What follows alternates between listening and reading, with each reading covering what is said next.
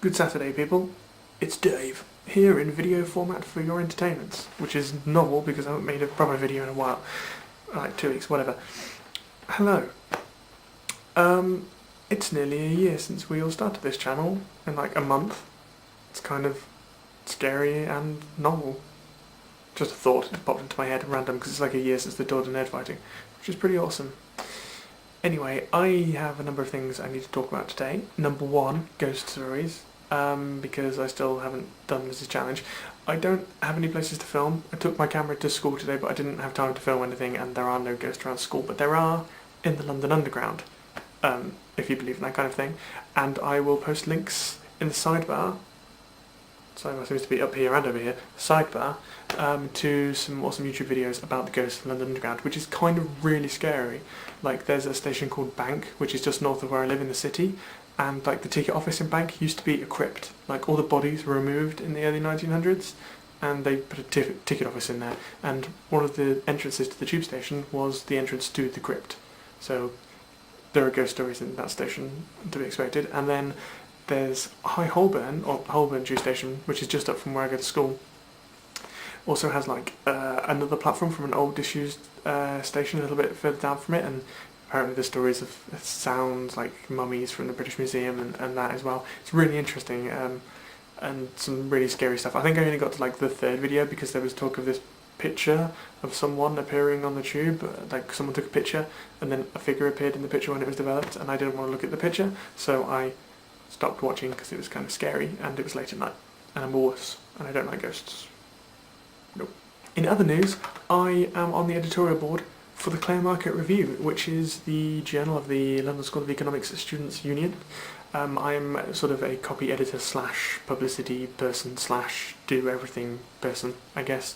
I don't really have an official title yet, but it's pretty awesome, and I wrote to John to ask him if he would do an article for me, and I would ask him questions about our first issues on boundaries, so about the dissolution of boundaries between authors and the readership thanks to things like YouTube and Twitter and general social media, and then also about the dissolutions of boundaries between celebrities and fans thanks to social media.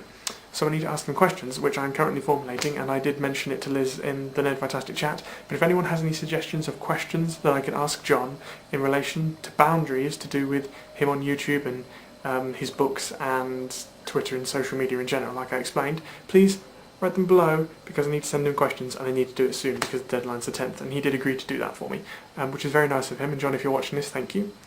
In other related news, someone found my book. Now, you may be aware that a number of days ago, on day 315, I left a Nerdfighter note in a book. And this Nerdfighter note was found by a young lady called Beth, I believe, who does blogs, according to her channel name. And she made another video of her finding my Nerdfighter note, well, of the book, after she found it. So she found my Nerdfighter note, which is totally awesome, and she found it in one of these copy paper towns, which is an exceedingly rare thing to find in England, I might add. This was imported from America. Paper towns. So that's like pretty awesome, big deal. So you should go and check her out. Links in the sidebar, and they appeared magically somewhere here before, I assume. As for other things with me, tomorrow I'm going to Wembley Stadium in England to see the Tampa Bay Buccaneers against the New England Patriots in the NFL London game. Other than that, I'm hella busy. I have a huge group project I'm doing for school at the moment. I have 7 papers I need to read. I have books. It's a nightmare. Like, I'm really, really busy, which is why I haven't been able to make those videos recently, and I really do apologise, and I will try and change, because in the week I have more time than I do at weekends, especially this weekend, which is busy, so I will try and make a video for my personal channel if I can think in my tiny brain of something to come up with. Other than that, NaNoWriMo starts next Sunday, I think, and I'm doing NaNoWriMo, much to my dismay. I decided that I was going to do it, and I'm not getting out of it.